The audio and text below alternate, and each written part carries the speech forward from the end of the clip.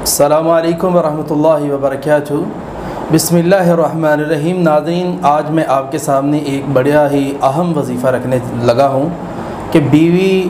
اگر نافرمان ہے، بات نہیں مانتی، ناراض ہو کے چلی جاتی ہے، تو آپ کون سا وظیفہ پڑھیں؟ آپ یہ وظیفہ پڑھیں جو آپ کے سامنے آ گیا، ربنا هب لنا من ازواجنا وذریاتنا قرۃ اعین واجعلنا للمتقین اماما۔ اللہ میری بیوی کو اور میری اولاد کو میرا فرما بردار کر دے اور متقی لوگوں کا امام بنا دے، یعنی میری اولاد کو اور بیوی کو فرما بردار بنا دے۔ تو ناظرین، یہ والا وظیفہ جو ہے اس کو آپ کثرت سے گھر میں پڑھیں، اٹھتے بیٹھتے چلتے پھرتے کچھ دن پڑھیں گے، انشاءاللہ آپ کو شاندار رزلٹ ملے گا۔ نافرمان اولاد بھی فرما بردار ہو جائے گی، اور جو وائف ہے آپ کی بات اگر نہیں مانتی، ناراض ہوتی ہے یا غصہ کرتی ہے یا کام نہیں کرتی یا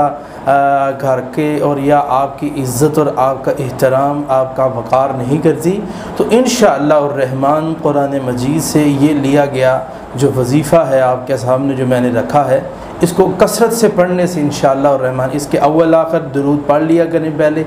اور درود ابراہیم پڑھنے کے بعد پھر آپ اس وظیفے کو شروع کریں۔ آپ کو اللہ کے فضل و کرم کے ساتھ انشاءاللہ الرحمن بہت ہی خوبصورت رزلٹ ملے گا۔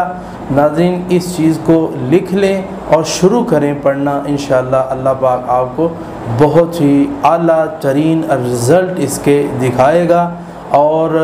آگے بھی اپنے عزیز و اقارب کو یہ وظیفہ دیں، اور آگے بھی اپنے